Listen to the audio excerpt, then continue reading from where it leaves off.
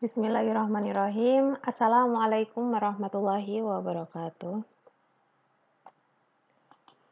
Kepada seluruh mahasiswa, alhamdulillahirabbil alamin, puji syukur, marilah kita panjatkan kehadirat Allah Subhanahu wa taala yang telah memberikan kepada kita semua kesehatan, kesehatan, keselamatan, nikmat iman, nikmat Islam, sehingga pada kesempatan kali ini, hari Jumat gitu ya, kita bisa melanjutkan materi pembelajaran kita, materi perkuliahan kita, pembahasan terkait dengan manajemen bidang garapan manajemen pendidikan, yaitu kurikulum manajemen atau manajemen kurikulum. Semoga Allah Ta'ala memberikan kemampuan kepada kita semua untuk bisa memahami materi-materi tentang manajemen kurikulum dan tentunya pada apa yang akan saya sampaikan hingga akhir nanti ada kesalahan, saya minta maaf di awal terlebih dahulu.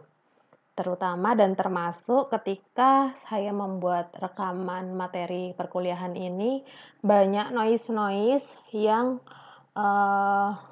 mengganggu gitu ya, mengganggu pada saat pembuatan rekaman materi terkait dengan manajemen kurikulum. Baik, teman-teman semua, marilah kita awali dengan membaca basmalah terlebih dahulu. Bismillahirrahmanirrahim. Bagi yang beragama lain, silakan untuk menyesuaikan dengan berdoa sebelum memulai belajar. Oke. Untuk rule perkuliahan kita masih tetap sama seperti yang kemarin gitu ya, tidak perlu saya sampaikan 2 kali. Kemarin yang sudah berdiskusi, yang sudah merespon apa yang sudah saya sampaikan terkait dengan case study gitu ya, terkait dengan manajeman kesiswaan dan profil dari psikologi siswa pada zaman sekarang dan dikaitkan dengan teori atau materi terkait manajemen kesiswaan. Nah, terima kasih semua. Alhamdulillah sudah saya baca walaupun memang saya belum memberikan tanggapan gitu ya secara spesifik dan tentunya nanti akan saya berikan tanggapan secara spesifik. Yang bisa menanggapi lagi ya nanti ada poin-poin tambahan termasuk dari indikator yang sudah saya buat sendiri untuk perkuliahan terkait dengan manajemen bidang garapan manajemen pendidikan. Baik teman-teman, kita mulai dari sebuah pemahaman dulu gitu ya terkait dengan manajemen kurikulum. Oke, manajemen kurikulum adalah salah satu aspek yang mempengaruhi keberhasilan belajar. Nah, pemahaman kita pasti mengarah pada sebuah tools atau sebuah guide gitu ya dalam sebuah proses pembelajaran. Salah satunya ini adalah manajemen kurikulum atau kurikulum itu sendiri sebuah kunci keberhasilan gitu ya. Ya, tentunya menurut saya ini adalah kunci, pedoman, atau rule pembelajaran yang akan dibentuk seperti apa di dalam sebuah lembaga pendidikan atau di sebuah lembaga sekolah, baik jenjang apapun gitu ya, TK, SD, SMP, SMA, SMK.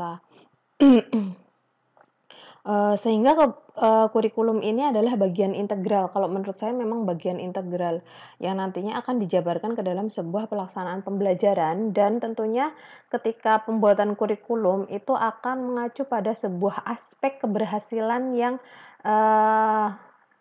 relevan dengan visi, misi, tujuan dari sebuah lembaga pendidikan atau sekolah yang sudah dibentuk secara kolektif, secara musyawarah, baik dari komite, baik dari kepala sekolah, guru-guru, dan pembentukan apa dari ciri khas sekolah tersebut.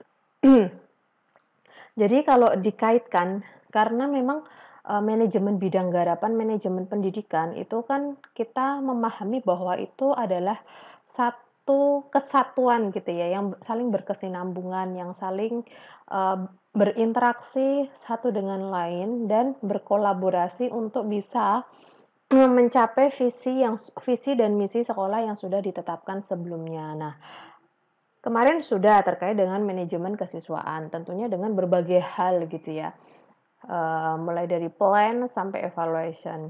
Begitu juga mungkin nanti ini, dalam manajemen kurikulum, prosesnya itu juga sama, mulai dari plan dan evaluation. Tetapi ada hal-hal yang berbeda termasuk dengan indikator-indikator capaian yang perlu dibuat, disusun, direncanakan, diimplementasikan, dan perlu juga dikembangkan gitu ya. Dari beberapa tahun yang lalu gitu kan, kita sudah memahami bersama terkait dengan perubahan kurikulum yang secara terus-menerus gitu ya. Ada juga sebuah kasus yang menyatakan bahwa kenapa setiap ganti menteri itu selalu ganti sebuah kebijakan, termasuk ganti kurikulum dan lain sebagainya. Nah, di sini saya tidak akan membahas terkait dengan sejarah kurikulum. Tetapi karena relevansinya ke teman-teman itu adalah nanti menjadi seorang seorang manajer pendidikan gitu ya, yang mengantongi keilmuan terkait dengan manajemen pendidikan. Yang manajemen pendidikan intinya adalah 8 standar yang sudah saya sampaikan kemarin, dan salah satunya adalah manajemen kurikulum. Oke, next. The curriculum is a system of learning programs to achieve institutional goals. Ya, yang kita pahami memang seperti itu, seperti yang tadi saya sampaikan bahwa kurikulum adalah sistem program pembelajaran untuk mencapai tujuan institusional. Salah satu tahapan ya, langkah nyata, langkah strategis dari sebuah lembaga pendidikan atau sekolah ketika akan mencapai tujuan. Nah, ini adalah salah satu dari berbagai hal yang perlu dilakukan oleh warga sekolah, oleh sivitas akademika gitu ya, yang ada di dalam sebuah sekolahan. Baik itu mulai dari guru saat mengimplementasikan kurikulum melalui pembelajarannya. Nanti pekan depan kita akan belajar terkait dengan learning management atau manajemen pembelajaran. Nah, saat ini kita induknya dulu sebelum dijabarkan ke dalam sebuah manajemen pembelajaran. Tentunya manajemen pembelajaran itu kan aktivitas di mana manajemen kurikulum itu sudah terbentuk secara terstruktur gitu ya. Terstruktur. Oke. Nah, seperti yang kita ketahui tentunya kita sebagai pelaku pendidikan atau kita sebagai akademisi gitu ya, dan tentunya ada teman-teman yang sudah bekerja baik itu menjadi kepala sekolah atau as a teacher, atau teman-teman yang lain yang masih fresh graduate yang akan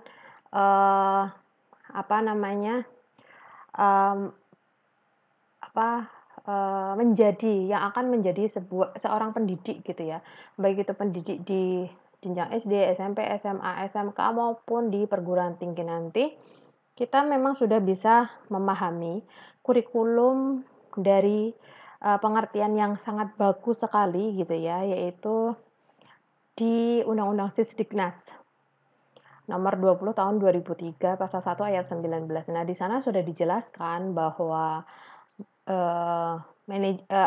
kurikulum itu adalah a set of plans gitu ya, and arrangements regarding the objectives.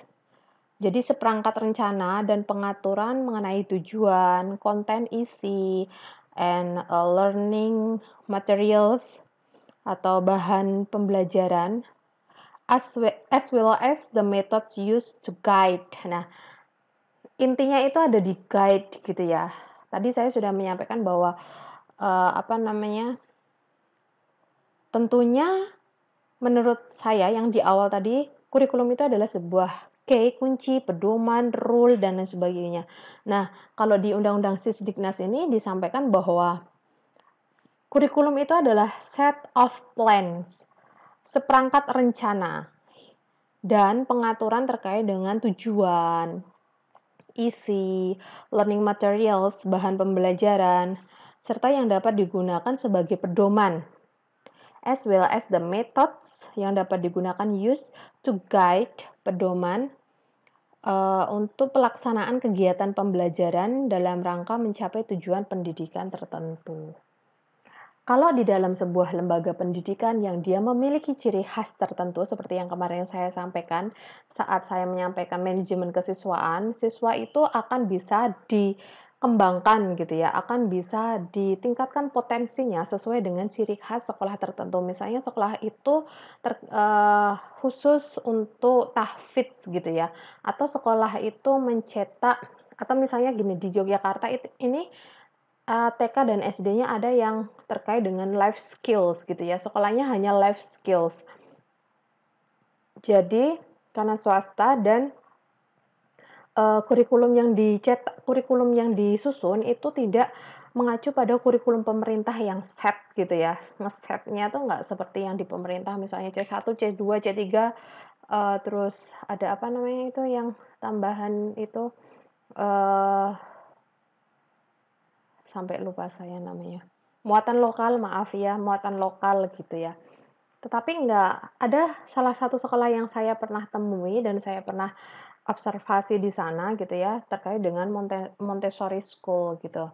Saat saya mendalami, memahami, belajar terkait how to Montessori School to implement, apa namanya, kepada orang tua yang ingin anaknya bisa berkembang lebih baik, baik itu motorik halus maupun motorik kasarnya gitu ya, dalam, usianya gitu, sesuai dengan usianya tanpa tanpa apa namanya, tanpa memaksakan kehendak orang tua terhadap pembelajaran anaknya. Nah, saya pernah mengamati di sana. Jadi di sana itu kurikulumnya memang dibuat atau disusun sesuai dengan ciri khas dari, sekolah tersebut. Begitu juga ini, to achieve certain educational goals. Jadi, apa namanya, dalam pelaksanaan pembelajaran untuk mencapai tujuan pendidikan tertentu. Memang disesuaikan ya, pasti akan berbeda sekali materi-materi yang akan disampaikan kepada para siswa, materi-materi yang akan, disampaikan yang relevansinya pada pusat pendidikan gitu ya, ke orang tua, ke masyarakat, seperti itu, terkait dengan certain educational goals, to achieve certain educational goals. Nah, ketika kita mampu untuk membentuk sekolah itu seperti visi dan misi kita gitu ya, seperti misi dan visi teman-teman ketika nanti teman-teman akan menjadi sebuah manajer atau sebuah apa namanya, decision maker. Jadi, entah nanti kerja di dinas pendidikan atau entah menjadi kepala sekolah, menjadi guru, wakil kepala sekolah, bidang kurikulum, atau menjadi praktisi di kurikulum. Tentunya akan memahami bagaimana caranya teman-teman itu untuk membentuk sebuah plans, perencanaan yang nantinya itu di dalam sebuah perencanaan tersebut mengacu pada visi dan misi yang sudah ditentukan oleh atau yang sudah dibentuk atau yang sudah disusun atau sudah ditetapkan oleh lembaga pendidikan itu sendiri. Arahnya gitu ya. Jadi ini adalah modal dasar. Kurikulum itu menjadi modal dasar sebuah lembaga pendidikan untuk menentukan jalannya mencapai tujuan gitu ya, goal settings, menetapkan tujuan yang sudah dibahas, ditentukan, dan dimusyawarahkan bersama. Baik, and then saya nambah satu definisi ya, supaya menguatkan pemahaman kita terkait dengan kurikulum. Oke, ini menurut Sudarsyah, bahwa manajemen kurikulum adalah sebagai suatu sistem manajemen kurikulum yang bersifat kooperatif, komprehensif, sistemik, and systematic dalam rangka mewujudkan pencapaian kurikulum. Nanti akan dibahas terkait dengan principles. Jadi kooperatif, komprehensif, sistemik, and systematic gitu ya, itu menjadi sebuah prinsip kalau menurut saya yang idealnya harus ada di dalam sebuah manajemen kurikulum. Hal ini tentunya akan memberikan pemahaman kepada orang-orang yang berkepentingan untuk menyusun sebuah kurikulum sebagai pedoman untuk mencapai tujuan kooperatif, komprehensif, sistemik, dan sistematik. Itu nanti ada di prinsipal. Nah, and then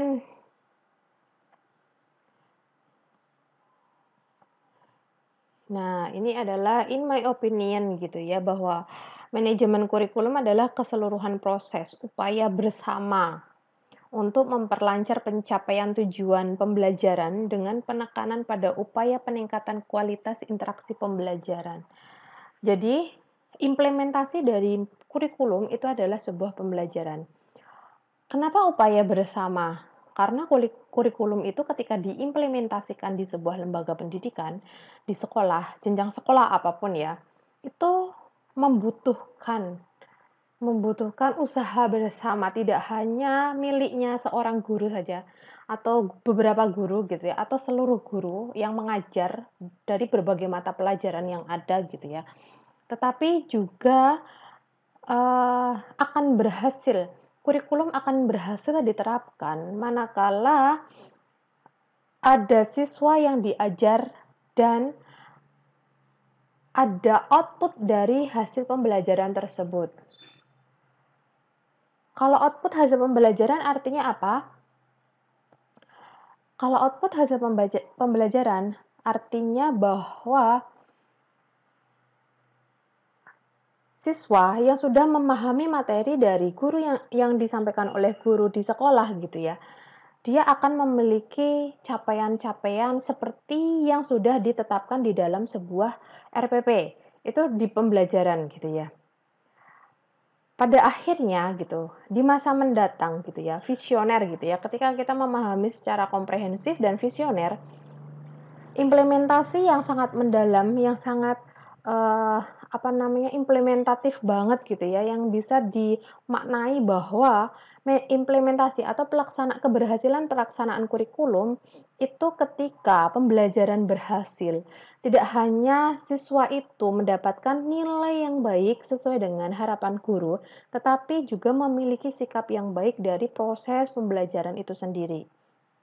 Nah, menurut saya itu yang membutuhkan usaha bersama. Jadi tidak hanya sekedar miliknya sekolah, yaitu kepala sekolah, wakil kepala sekolah bidang kurikulum dan guru itu sendiri, tetapi juga subjek dari implementasi kurikulum di dalam sebuah pembelajaran.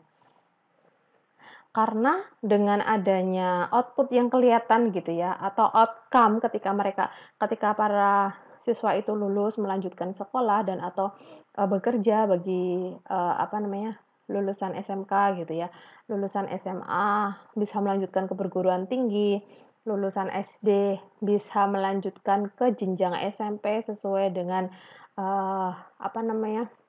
minat bakat potensi yang dimiliki saat SD gitu ya.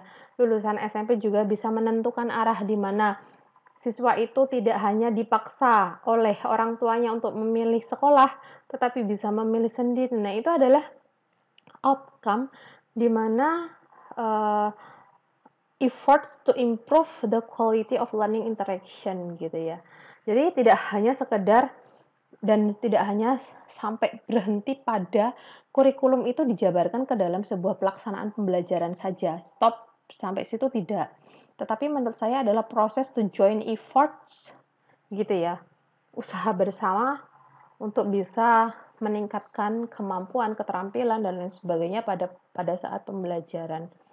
Itu adalah kurikulum manajemen. Tentunya dalam upaya bersama tersebut gitu ya, dalam proses yang sangat panjang mulai dari penyusunan sampai dengan outcome-nya gitu ya, output atau outcome-nya itu membutuhkan manajemen yang rapi, manajemen yang handal, manajemen yang tidak kaku gitu, yang luas gitu ya, yang mana bisa yang mana bisa mengelola seluruh proses tersebut mulai dari awal hingga akhir, dan nanti di akhir itu bisa menjadi sebuah rekomendasi, sebuah evaluasi untuk selalu perbaikan gitu ya. Continuous improvement, perbaikan secara terus-menerus. Nah, ini adalah in my opinion. Oke, ketika kita melihat apa sih sebenarnya tujuan dari manajemen kurikulum gitu ya. Oke, yang pertama adalah pencapaian pembelajaran berfokus pada peningkatan kualitas interaksi belajar mengajar. Nah, tadi saya sudah sampaikan. Teaching focuses on improving the quality of teaching and learning interactions. Jadi, tidak hanya sekedar siswa mendapatkan nilai bagus gitu ya, tetapi juga ada nilai-nilai spesifikasi yang terintegrasi di dalam sebuah pembelajaran, di mana mungkin guru mampu memberikan itu semua sesuai dengan indikator yang guru miliki. Ketika teman-teman akan memberikan pembelajaran kepada para siswa, kan banyak sekali nih ya mata pelajaran. Saya juga tidak paham. Kalau kita berinteraksi mungkin saya akan bisa menanyakan secara langsung responsif gitu ya. Saya bisa melihat feedback langsung. Nah, jenjang pendidikan S1 teman-teman pasti akan memiliki perbedaan linear gitu ya, perbedaan kepakaran yang dengan satu dengan yang lain. Misalnya ada teman-teman yang S1-nya ada dari pendidikan matematika, ada dari pendidikan guru sekolah dasar, terus ada dari pendidikan biologi, ada dari pendidikan PPKN itu ya, kewarganegaraan dan lain sebagainya. Saya yakin bahwa ketika teman-teman yang sudah bekerja nih, apalagi yang sudah mengajar ini pasti akan memiliki banyak pengalaman sekali. Tentunya tidak hanya sekedar untuk proses pembelajaran yang menekankan kepada para siswa ketika akhirnya nanti hanya memiliki nilai saja gitu ya, nilai hasil ujian atau hasil UAS, UTS yang dikonversi gitu dengan angka. Menurut saya tidak hanya sekedar itu saja ya, tetapi juga ada indikator-indikator tertentu yang bisa ditingkatkan untuk yang bisa disusun sendiri gitu ya, disusun sendiri untuk meningkatkan kualitas dari pembelajaran. Ya, apakah ada nilai-nilai itu yang bisa terintegrasi? Tentunya mesti ada gitu ya. Ya, seperti tidak menyontek, jujur, terus disiplin, tidak terlambat dan lain sebagainya. Pasti teman-teman juga akan bisa merasakan dan bisa mengimplementasikan itu semua di dalam sebuah teaching and learning interactions. Nah, ini adalah tujuan pertama. Oke, the next aims adalah pengembangan sumber daya manusia mengacu pada pemanfaatan yang optimal. Artinya, ketika kita akan menyusun kurikulum dan atau mengimplementasikan ke dalam sebuah pembelajaran, tentunya kita akan bisa merasakan bahwa kita butuh sebuah kompetensi gitu ya, tidak hanya sekedar menyusun berdasarkan standar baku yang sudah diberikan, tidak hanya sekedar itu, tetapi kita juga harus bisa memiliki pemahaman yang sangat spesifikasi, memiliki pemahaman yang sangat komprehensif terkait how to plan arrangement gitu ya, kurikulum yang dijabarkan ke dalam sebuah pembelajaran, terus supaya dapat secara optimal digunakan dan dimanfaatkan dalam pembelajaran yang mana pada akhirnya dapat meningkatkan kualitas dari pembelajaran itu sendiri. Tetapi ketika kita mampu untuk bisa meningkatkan salah satu guru gitu ya dalam proses kualitas pembelajaran, dan itu akan berdampak pada guru yang lain dan secara kolektif itu dapat bisa meningkatkan kualitas dari lembaga pendidikan yang ada di dalam sebuah atau satu sekolah ya, jenjang sekolah tersebut. Jadi memang saling berkaitan tadi itu ya, manajemen bidang garapan, manajemen pendidikan itu sendiri. Oke, the next Nah, ini sudah sangat sudah sangat standar banget gitu ya, bahwa ya seperti ini, ketika satu sekolah sudah meningkatkan kualitas pembelajaran, kualitas dari implementasi kurikulum gitu ya, dan yang lainnya gitu ya. Bayangkan saja ketika satu sekolah dengan sekolah yang lain sudah sangat memahami kurikulum itu sendiri, itu pasti akan bisa secara kolektif, secara nasional itu bisa meningkatkan, atau mencapai visi dan misi dari pendidikan nasional yang sudah tertulis baik itu di undang-undang, di peraturan, dan di Renstra yang ada di kementerian. Itu pasti akan dapat tapi hanya saja kalau yang negeri ya, kalau yang negeri itu kan permasalahannya banyak sekali ya, kadang apalagi di SMK kemarin saya sempat, berdiskusi dengan, Direktorat Jenderal Vokasi, Direktorat Mitra Studi gitu ya, saat ada riset terkait dengan SMK dan, Dudi gitu ya. Sebenarnya kalau SMK ini lebih jelimet sekali karena memang SMK ini membutuhkan sebuah keterampilan yang idealnya dia, lebih banyak materi pembelajaran terkait dengan praktik gitu ya.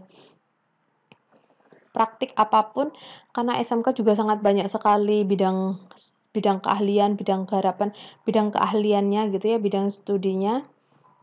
Nah, itu membutuhkan sebuah perencanaan dari kurikulum yang sangat spesifik. Jadi, kalau menurut saya ketika SMK, menurut saya ya, kalau SMK itu tidak perlu mengikuti aturan yang ada di BNSP gitu ya. Karena kalau BNSP itu kan sudah banyak sekali ya, C1, C2, C3 gitu ya. Dan di mana jabaran dari itu tidak ada waktu untuk bisa menyisipkan materi-materi keahlian atau kompetensi yang perlu ditingkatkan oleh siswa-siswa SMK saat ini gitu ya. Kondisi saat ini. Kalau menurut teman-teman nih ya, oke, kita masuk ke pertanyaan 1, nanti bisa direspon di kolom komentar. Kalau menurut teman-teman nih ya,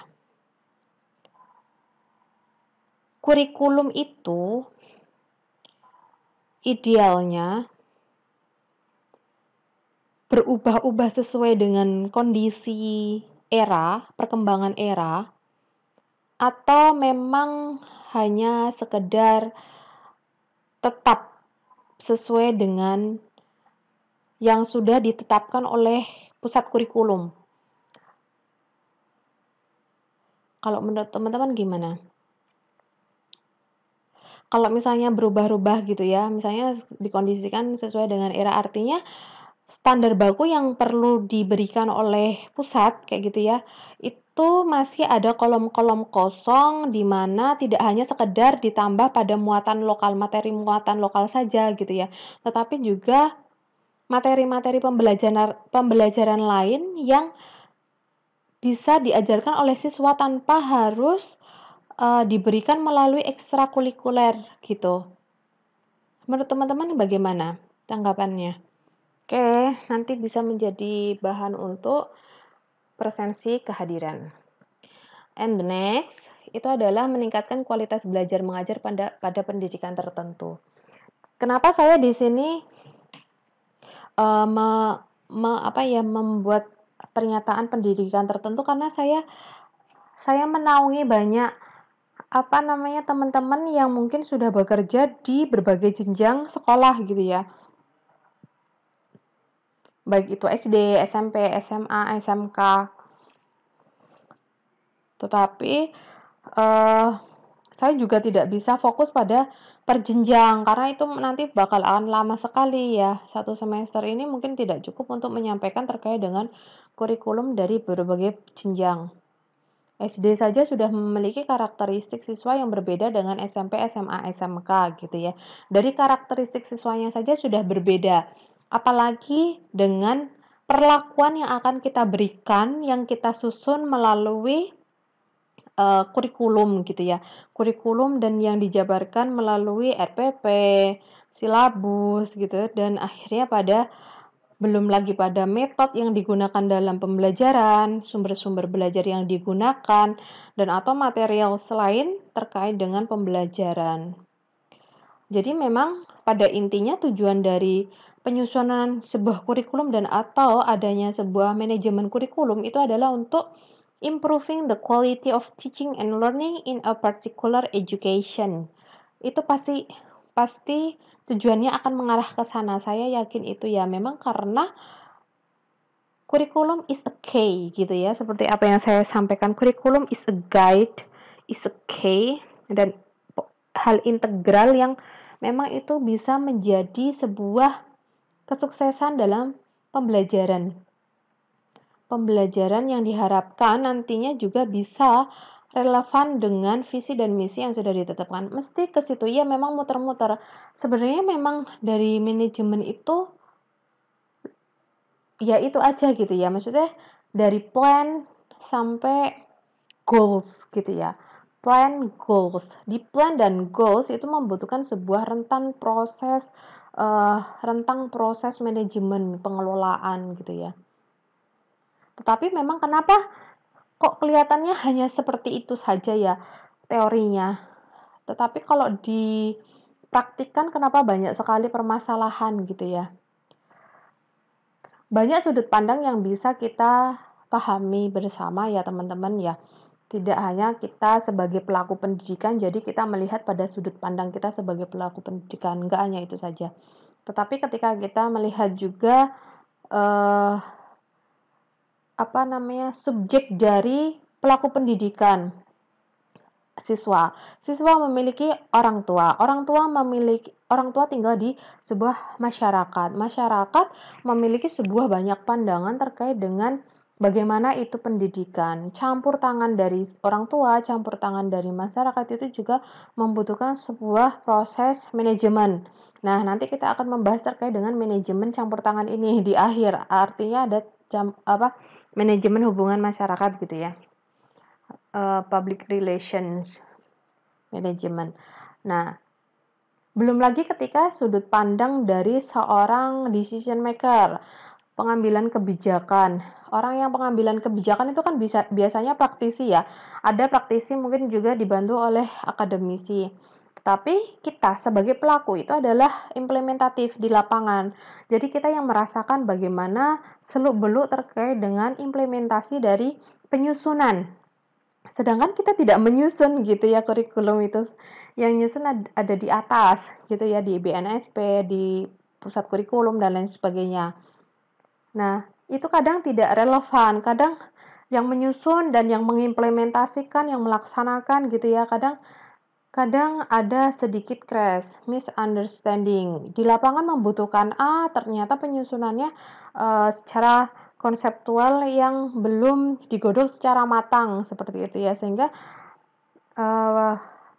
proses teaching and learning-nya itu membutuhkan effort yang sangat besar yang mungkin kualitasnya belum sesuai harapan dari national education gitu ya, pendidikan secara nasional. Belum lagi sekolah-sekolah yang ada di daerah 3T gitu ya. Mending kalau sekolah-sekolah yang ada di daerah kota. Belum lagi ini terkait dengan sarana prasarana. How to implement gitu ya. Bagaimana mengimplementasikan pada kurikulum yang sudah sangat sempurna tetapi tidak didukung oleh sumber daya yang mampu untuk bisa mengimplementasikan kurikulum itu sendiri atau tidak didukung dengan sarana dan prasarana yang terkait dengan metode yang digunakan, terus sumber-sumber belajar yang harus digunakan untuk mencari materi-materi pembelajaran atau terkait dengan sarana, misalnya kalau face to face atau konvensional ya ada LCD dan lain sebagainya.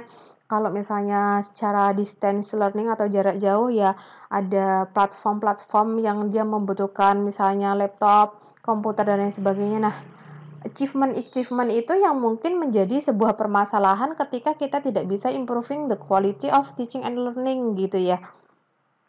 Jadi tujuannya sangat sederhana. Tujuan dari manajemen kurikulum ini sangat sederhana, hanya saja memang praktiknya yang banyak sudut pandang, banyak permasalahan yang kemudian menghampiri datang gitu ya.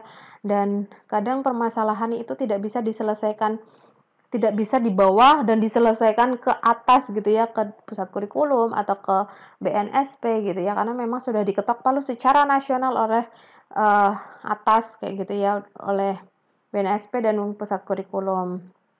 Nah, itu yang mungkin menjadi sebuah manajemen, mungkin kecuali yang swasta ya. Swasta ini bisa membuat model-model kurikulum sesuai dengan apa yang diharapkan dan seperti visi dan misi yang ingin dicapai oleh sekolah tersebut tanpa harus menggunakan apa namanya setting atau standar dari pemerintah ya. Hanya saja mungkin kalau nggak menggunakan standar dari pemerintah ya akibatnya sekolah tersebut tidak bisa mengikuti ujian nasional gitu ya, dan apa namanya ijazah secara nasional yang sangat diakui, yang ada gambar Garuda gitu ya, dan lain sebagainya, itu ya mungkin tidak akan bisa mengikuti dan menjadi bagian dari pemerintah. Hanya saja memang bisa menjadi bagian dari kualitas pembelajaran gitu ya.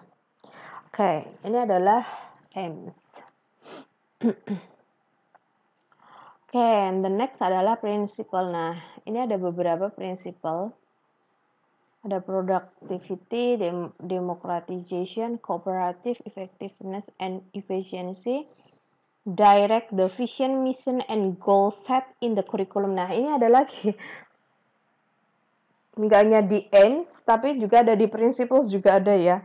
Direct the vision, mission, and goals set in the curriculum. Oke, produktivitas. Jadi kenapa prinsip sekali produktivitas ini di dalam sebuah kurikulum? Jadi karena dia itu berhubungan dengan hasil yang didapat dalam kegiatan kurikulum serta pertimbangan bagaimana agar seluruh siswa itu bisa mencapai hasil yang sesuai dengan tujuan kurikulum yang telah dibuat. Jadi memang harus produktif gitu ya. Kurikulum tidak hanya sekedar menjadi pedoman saja tanpa harus diimplementasikan. Nah, itu nggak bisa. Jadi memang dari output ya, hasil dari kurikulum, hasil dari penyusunan kurikulum itu adalah sebuah implementasi dari pembelajaran. Ketika produktif gitu ya, itu guru aktif dalam memberikan pembelajaran dengan metode cara yang efektif. Hingga akhirnya siswa juga mampu memberikan feedback, memberikan respon yang aktif pula gitu ya.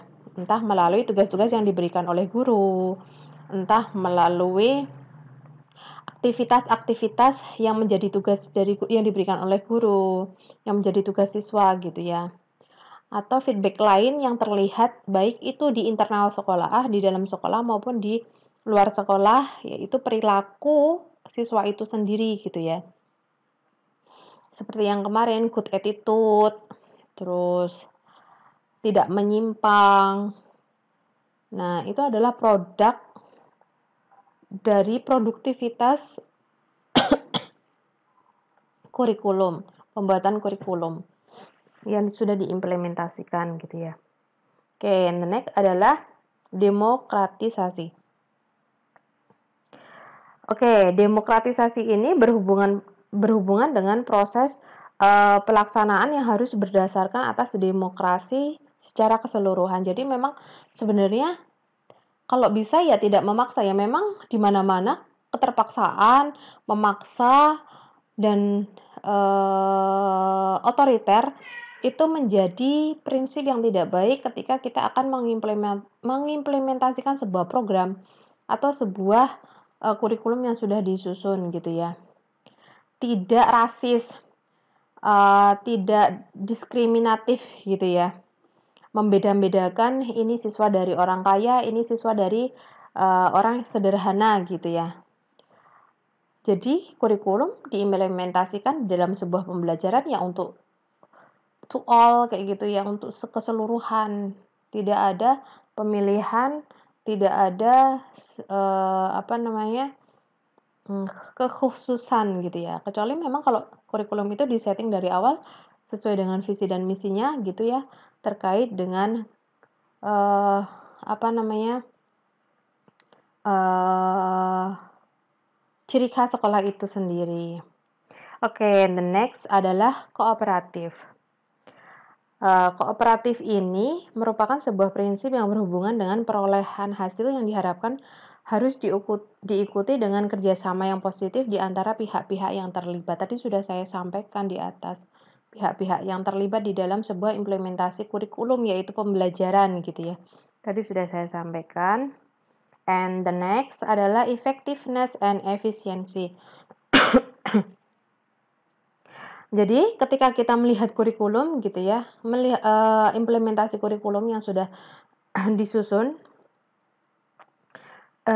efektivitas dan efisien itu melihat pada berbagai komponen yang ada di dalam manajemen kurikulum, misalnya seperti apa ya,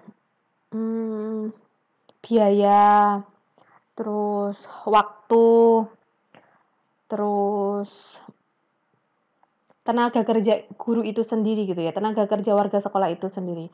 Jadi sangat efektif dan efisien, tidak menghambur-hamburkan banyak uang untuk mengimplementasikan kurikulum.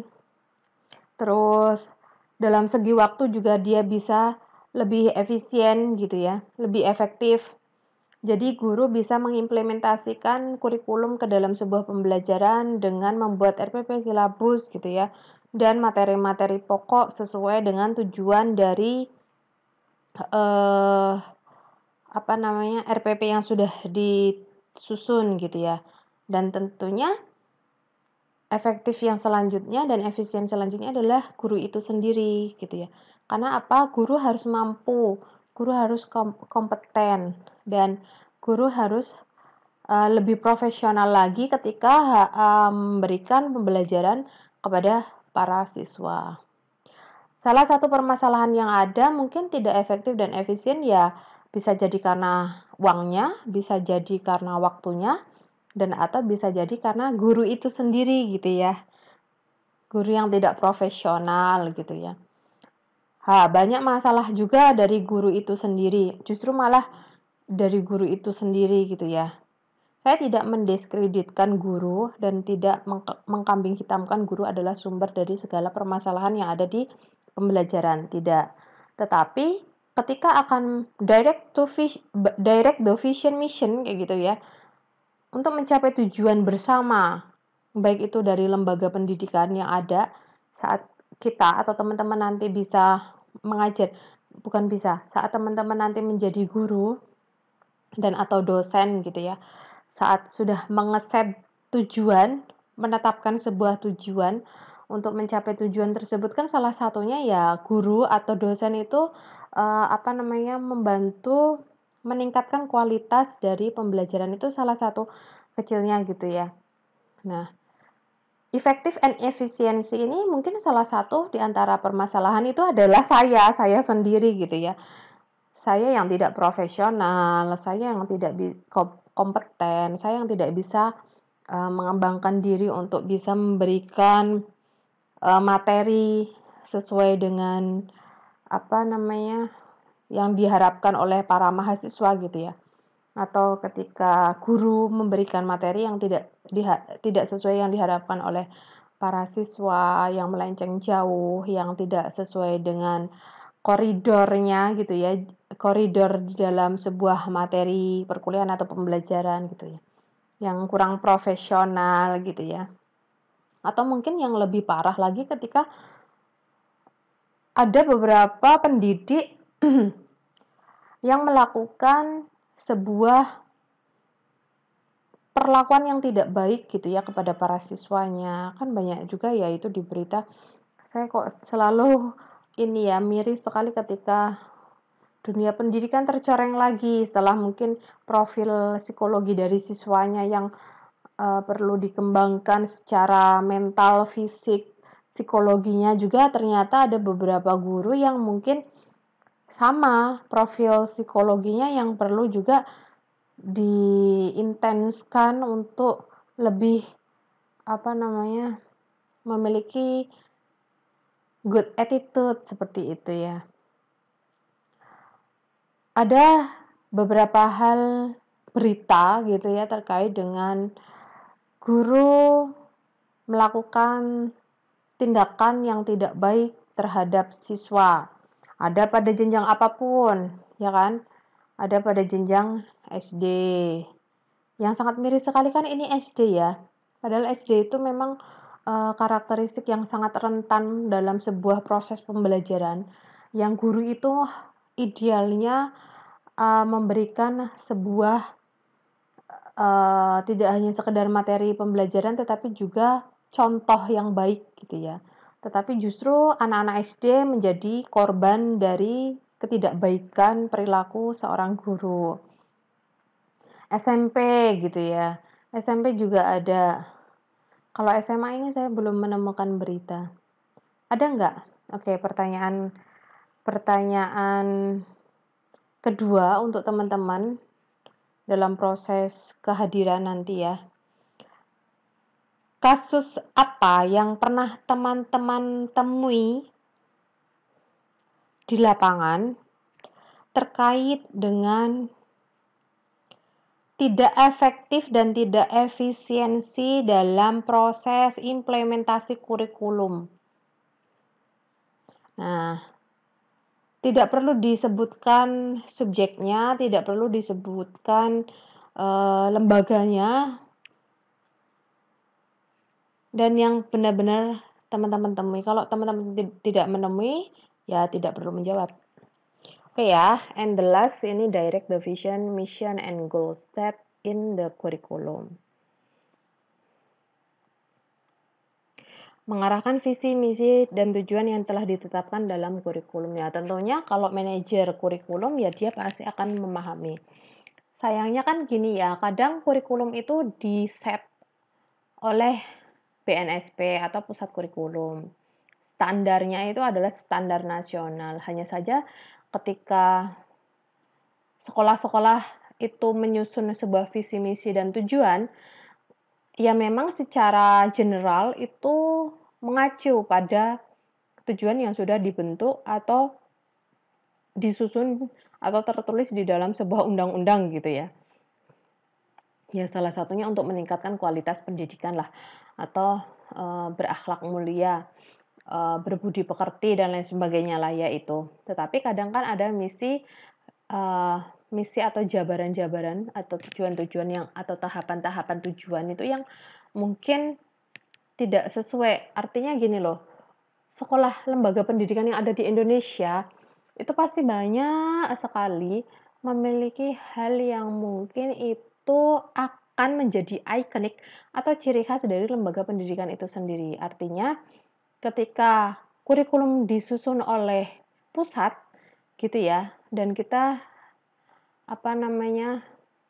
menjabarkan ke dalam sebuah standar baku yang sudah ada gitu ya, RPP-nya, silabusnya gitu, baru kita akan mengembangkan gitu materi ajarnya. Kadang ya itu, lembaga pendidikan dengan kurikulum yang sudah disusun itu perlu sinkronisasi lagi gitu ya. Sinkronisasi supaya lebih relevan bahwa setiap lembaga pendidikan pasti memiliki sebuah tujuan yang berbeda dari satu lembaga pendidikan dengan lembaga pendidikan yang lain. Memang sangat kompleks sekali, sangat komprehensif sekali ketika ada sebuah permasalahan tersebut, apalagi ketika pusat itu menaungi seluruh jenjang yang ada di Indonesia. Bayangkan beribu-ribu lembaga pendidikan gitu ya, SD, SMP, SMA, SMK dari Sabang sampai Merauke. Itu pasti akan sangat kompleks. Nah, yang perlu saya tekankan kepada teman-teman calon-calon manajer pendidikan gitu ya, tentunya kan satu manajemen bidang garapan manajemen pendidikan itu kan adalah salah satunya adalah manajemen kurikulum. Nah, itu nanti yang mungkin bisa ditekankan ke dalam sebuah lembaga yang teman-teman akan mengabdi gitu ya, atau yang sudah mengabdi. Jadi kurikulum itu memang disetting ketika untuk direct the vision, mission, and goals kayak gitu ya. Yang tentunya tidak melenceng jauh dengan visi, misi, dan tujuan. Oke. Oh, ini adalah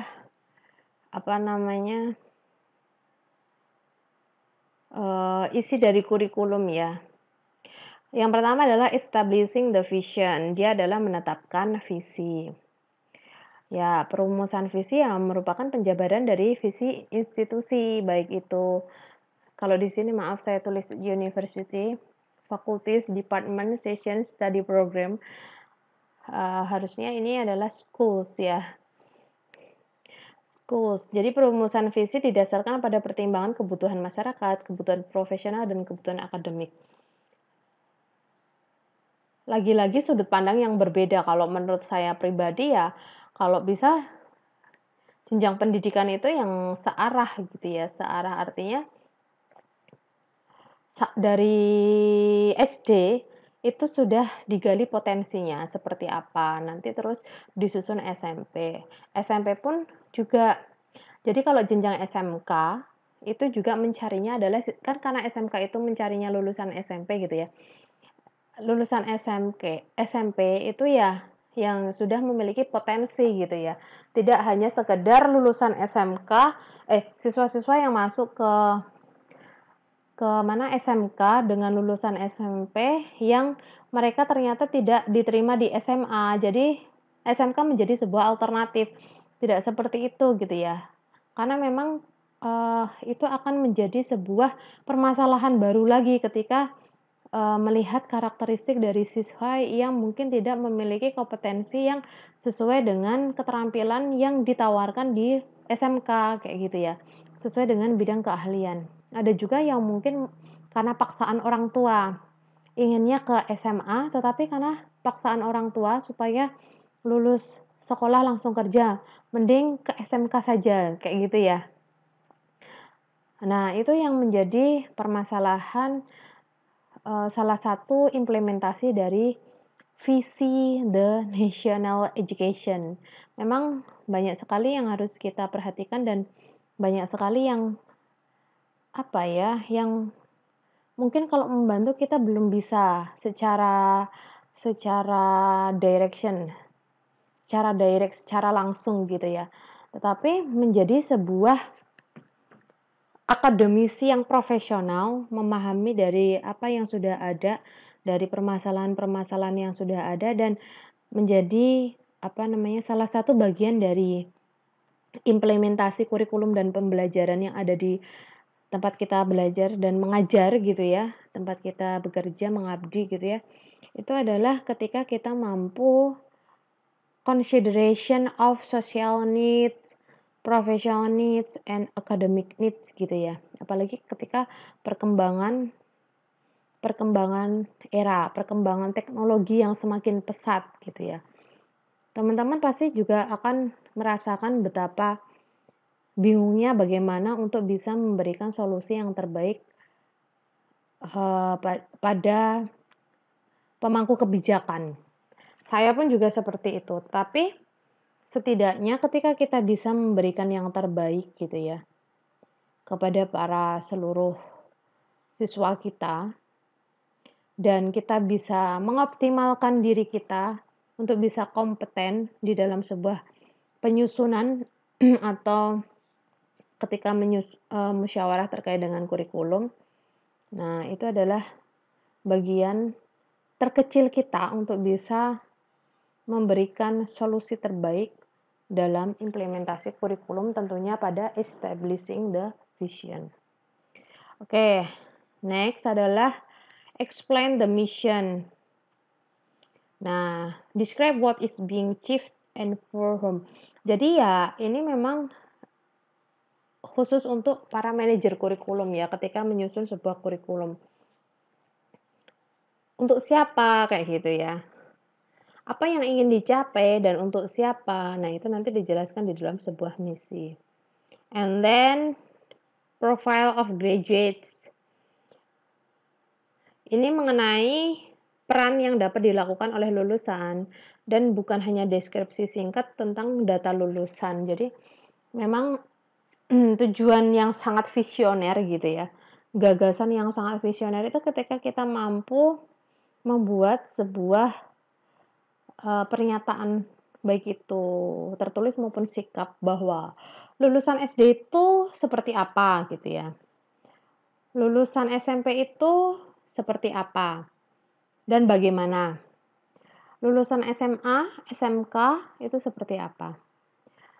Saya ini saya ini termasuk produk gagalnya SMK. Karena visi dan misi SMK yang waktu itu disusun oleh Direktorat Dikmenjur itu adalah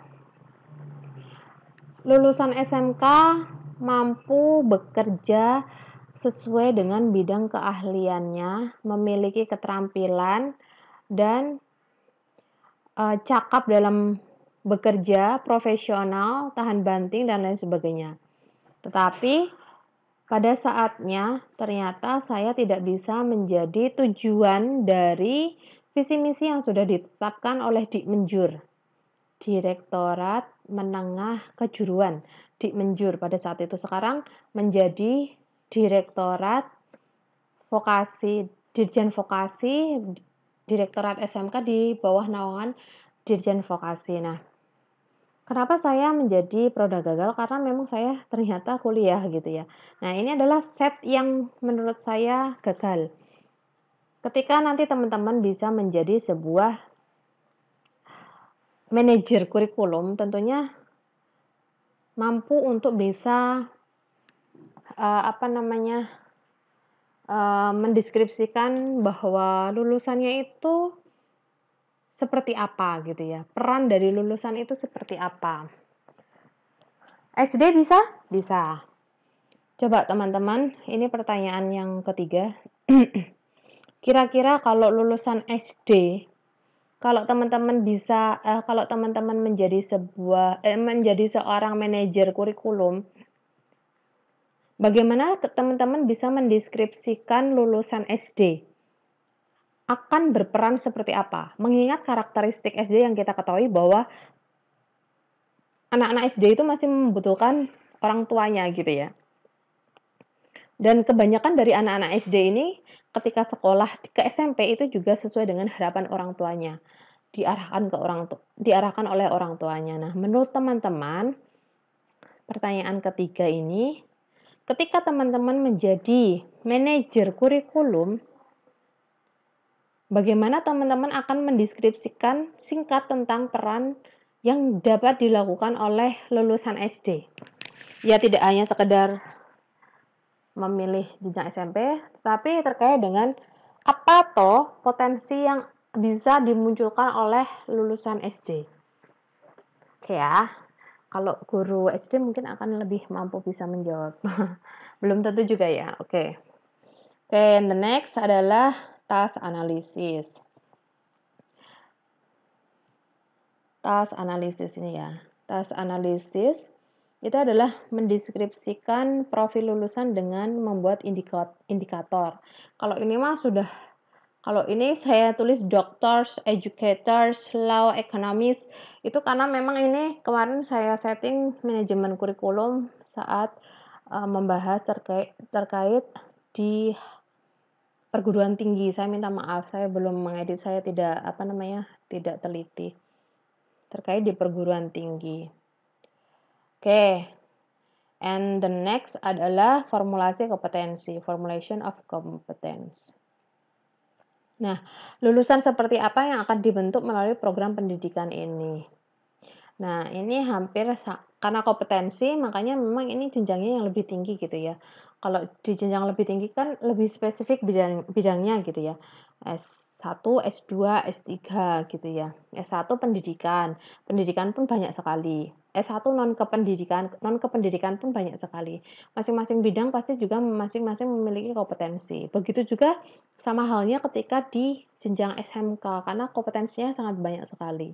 Desain grafis, menjahit, tata boga, terus sekretari, terus apalagi tuh otomotif dan lain sebagainya itu banyak sekali ya, kerja-kerja dan lain sebagainya. Nah, itu banyak sekali. Nah, pada akhirnya dia akan menjadi apa setelah adanya pendidikan ini. Nah, itu formulasi of competence-nya juga harus dijabarkan ke dalam sebuah manajemen kurikulum, pembuatan kurikulum. Nah, ini study of competency elements. Jadi, ada beberapa hal ini ya, ada 3. Kajian disiplin ilmu yang komprehensif dan sistemik untuk membentuk kompetensi. Artinya ya memang itu dijabarkan spesifik lagi gitu ya. Satu bidang studi, satu bidang keahlian itu yang sangat komprehensif gitu ya, dan sistemik itu perlu dijabarkan lagi untuk dapat membentuk sebuah kompetensi gitu ya. Terus yang selanjutnya adalah untuk membentuk suatu kompetensi diperlukan beberapa bahan ajar. Several study materials are needed. Jadi, bahan ajar pun tidak hanya sekedar didapatkan di web, di internet gitu ya, tetapi juga bahan mengajar itu kalau menurut saya ya kita sendiri gitu ya. Ketika kita mampu memahami permasalahan, ketika kita mampu memahami lingkungan sekitar, ketika kita mampu menganalisis lingkungan dengan sebuah permasalahan dan direlevansikan dengan teori-teori terkini, teori-teori yang sudah ada sebelumnya gitu ya. Membaca banyak hal, berinovasi. Nah, itu adalah untuk bisa membentuk sebuah kompetensi yang diperlukan. Apalagi ketika diperlukan di zaman sekarang yang itu mungkin berbeda jauh dengan zaman dahulu ya. Zaman dimana perkembangan sekarang aja di Jepang sudah 5.0. Tetapi di Indonesia baru mau ngeset 4.0.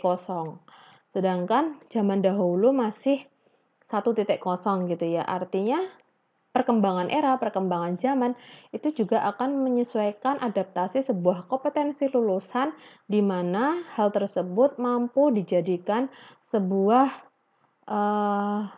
jembatan untuk bisa menyelesaikan sebuah pekerjaan, menyelesaikan sebuah permasalahan sesuai dengan perkembangan eranya. Nah, itu tentunya harus dipikirkan oleh seorang manajer kurikulum atau ketika kita menyusun kurikulum. Jadi tidak hanya sekedar dengan formulir atau dengan standar baku RPP silabus yang turun-temurun dari dulu-dulu gitu ya, dari guru-guru senior, dari dosen-dosen senior. Tapi kita perlu mengembangkan diri dengan study materials are needed. Jadi dengan beberapa bahan ajar ya, tentunya kita sendiri menjadi bahan ajar dari proses penyampaian atau proses implementasi kurikulum yang dijabarkan pada penyampaian pembelajaran untuk siswa dan siswa-siswa. Oke, and the next yaitu materi pelajaran nantinya akan diturunkan menjadi mata pelajaran. Nah, itu. Sudah itu materi pelajaran ya tentunya sesuai dengan kompetensi kita gitu ya, kompetensi yang kita miliki. Guru PGSD, guru matematika, guru bahasa Indonesia, guru bahasa Inggris ya tentunya memiliki kompetensi keahlian dalam mengajar, pedagogis dan non pedagogis dan sebagainya. Oke, define competency elements. Ini jabaran dari atas gitu ya. Tentukan elemen kompetensinya kan karena memang tadi dari kompetensi ya ini.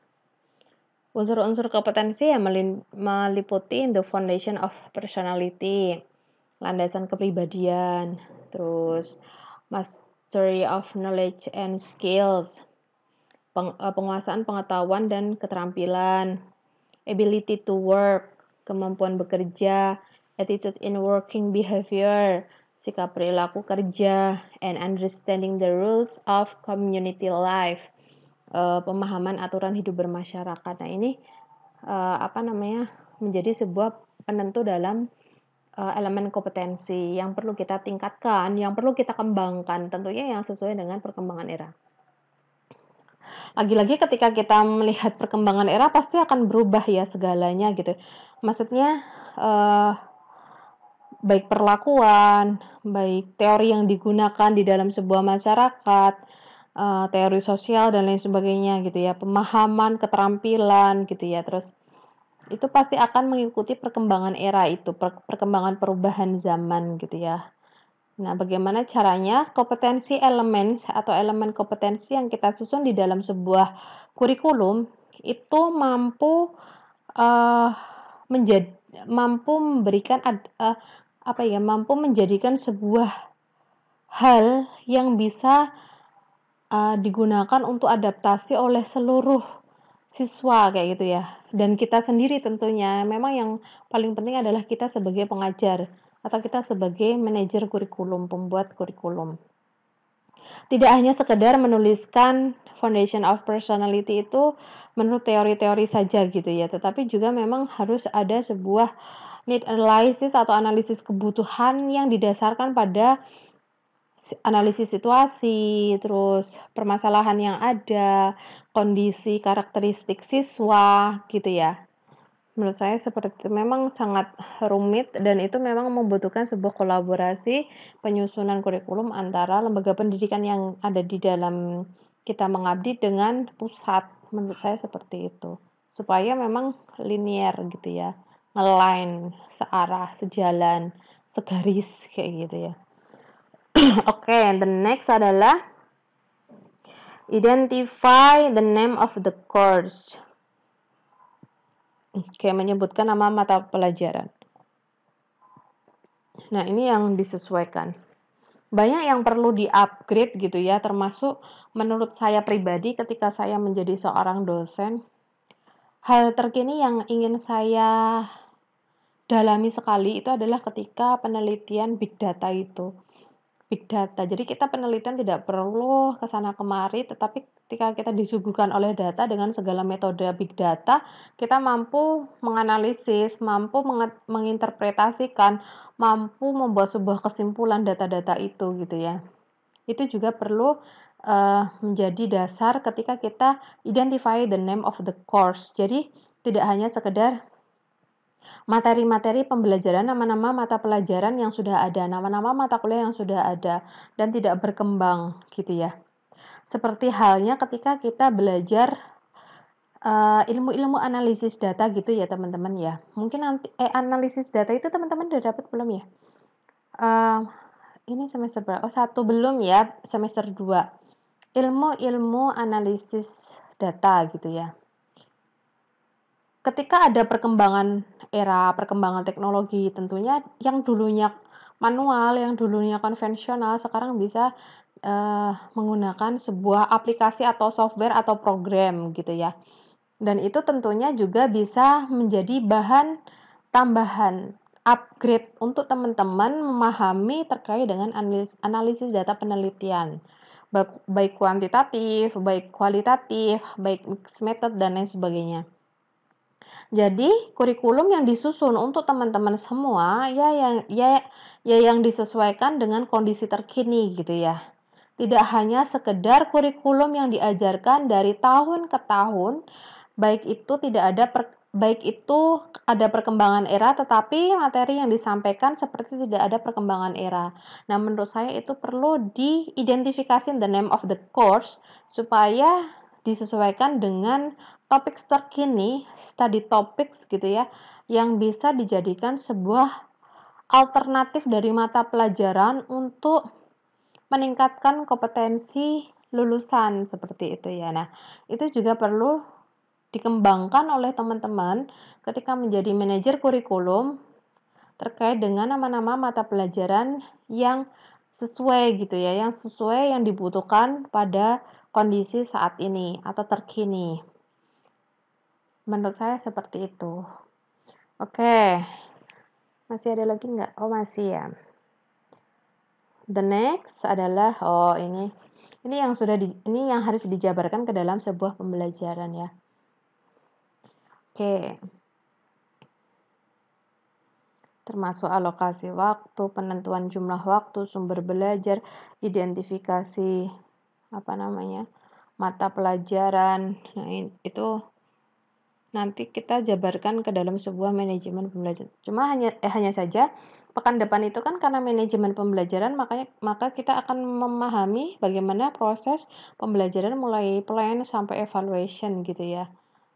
Kalau ini memang jabaran dari tadi itu menyebutkan nama mata pelajarannya itu. Oke. Baik. the next adalah, nah, saya kemarin belum sempat menggambarkan sesuai dengan keinginan saya seperti di manajemen kesiswaan ya, karena full banget aktivitas, mohon maaf, saya belum bisa memberikan yang terbaik untuk teman-teman semua terkait dengan manajemen kurikulum. Jadi menurut saya, implementasi dari sebuah manajemen kurikulum ya, yang mungkin nanti akan dijabarkan ke dalam yang bukan yang mungkin, memang yang akan dijabarkan ke dalam sebuah pembelajaran gitu ya, itu ada 4 hal ini menurut saya. Ada plan, develop, implementation, maaf ini typo, sama evaluation. Nah, di plan itu banyak sekali langkah-langkahnya ya teman-teman ya. Seperti apa yang sudah disampaikan di manajemen kurikulum, memang plan itu kita menjadi dasar untuk bisa menyusun dan mengembangkan apa program-program apa yang akan kita lakukan sampai akhirnya itu nanti bisa mencapai tujuan dan relevan dengan visi misi sekolah gitu ya. Plan itu ya tentunya ada analisis kebutuhan, terus ada merumuskan dan menjawab pertanyaan gitu ya. Ya, itu yang didasarkan pada analisis kebutuhan, analisis lingkungan, terus selanjutnya ada menentukan desain kurikulum, membuat rencana induk, misalnya pengembangan, pelaksanaan, penilaian, kayak gitu ya. Itu ada di plan. And develop, ya tentunya dia mengembangkan kurikulum yang sudah ada, misalnya mulai dari merumuskan dasar pemikiran atau merumuskan rasional gitu ya. Terus merumuskan visi misi tujuan, selanjutnya ada menentukan struktur isi program, apalagi ya, memilih atau mengorganisasi materi-materi yang akan dijabarkan ke dalam, sebuah pembelajaran, terus ada kegiatan pembelajaran yang di-organize atau manajemen pembelajaran, yang akan kita belajar bersama di pekan depan gitu ya. Terus, pemilihan sumber alat dan sarana pembelajaran, ataukah sudah ada fasilitas itu juga di sekolah atau harus bagaimana untuk bisa menyesuaikan guru saat akan memberikan pembelajaran, kayak gitu ya. Dan menentukan cara mengukur hasil belajar. Mengukur hasil belajar itu seperti UTS, UAS, dan atau tugas-tugas lainnya atau indikator-indikator lain yang dibuat sendiri oleh guru yang bersangkutan. Nah, the next adalah implementation. Nah, sebelum mengajar gitu ya, sebelum teman-teman atau saya mengajar gitu kan mesti menyusun rencana dan program pembelajaran, misalnya menyusun RPP, silabus, rencana pelaksanaan pembelajaran gitu ya. Terus penjabaran materi, kaya enggak, maksudnya gimana ya, kaya tuh dalam dan luas enggak materinya itu, maksudnya komprehensif enggak atau hanya sekedar, kan kita bisa melihat ya. Mungkin teman-teman juga bisa melihat apakah materi saya itu kaya dan luas atau dalam atau tidak, kayak gitu ya. Kita bisa melihat itu. Nah, kadang supaya kita bisa melihat penjabaran materi itu kita membutuhkan teman gitu ya, untuk bisa, melihat apakah materi ini sesuai dengan istilahnya adalah divalidasi gitu ya. Terus selanjutnya adalah penentuan strategi dan metode pembelajaran. Saya saat ini masih menggunakan asinkron. Karena saya menghormati teman-teman semua supaya bisa, mengikuti perkuliahan tanpa pada jadwal tertentu, dan karena kita adalah distance learning, saya takut teman-teman yang ada di luar Jawa itu kesulitan sinyal gitu ya, seperti kakak kelas teman-teman terdahulu. Jadi supaya tidak ketinggalan, supaya tidak on off gitu ya, left in kayak gitu ya. Terus supaya teman-teman juga bisa Eee, menyimak apa yang saya sampaikan itu berulang kali tanpa batas waktu gitu ya, karena memang ini nanti kan, saya sampaikan melalui platform YouTube. Jadi sewaktu-waktu bisa dibuka lagi, sewaktu-waktu bisa, didengarkan lagi, seperti itu. Jadi masih pakai asinkronus. Tetapi nanti kalau misalnya ada teman-teman yang menghendaki untuk face to face gitu ya, ya tidak apa-apa disampaikan saja. Hanya saja karena saya sudah menganalisis kebutuhan materi perkuliahan saya gitu ya, eee, dari kakak-kakak tingkat teman-teman, menurut saya ini adalah the best choice menurut saya loh ya, dengan asinkron yang disampaikan melalui YouTube. Sebelumnya menggunakan Zoom, tapi gitu, ada beberapa teman-teman yang terus keluar masuk karena sinyal nggak ada. Terus ada beberapa teman-teman yang tidak bisa mengikuti pada jadwal kuliah gitu ya, karena kondisi lingkungan cuaca yang kurang mendukung sehingga tidak efektif ketika menggunakan eh, platform tersebut. Misalnya pas mati listrik, ada hujan deras dan lain sebagainya.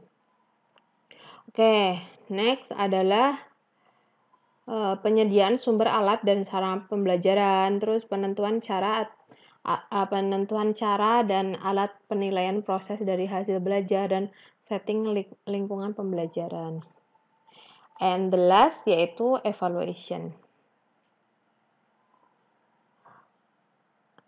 Proses evaluasi itu singkat, membuat penilaian gitu ya. Tetapi metode yang digunakan itu banyak. Ada CIPP, ada CIPPO, ada Kirkpatrick, ada diskrepensi dan lain sebagainya. Nah, nanti tergantung kita mau menggunakan evaluasi yang seperti apa yang bisa dijadikan sebagai modal dasar untuk kita sebagai akademisi dalam menilai sebuah implementasi kurikulum. Oke, saya rasa itu yang saya sampaikan. Banyak sekali saya minta maaf pada hari ini. Marilah kita akhiri dengan bacaan tahmid bersama. Alhamdulillahirabbil alamin. Teman-teman yang saya sayangi dimanapun berada, mari kita akhiri dengan Wassalamualaikum warahmatullahi wabarakatuh.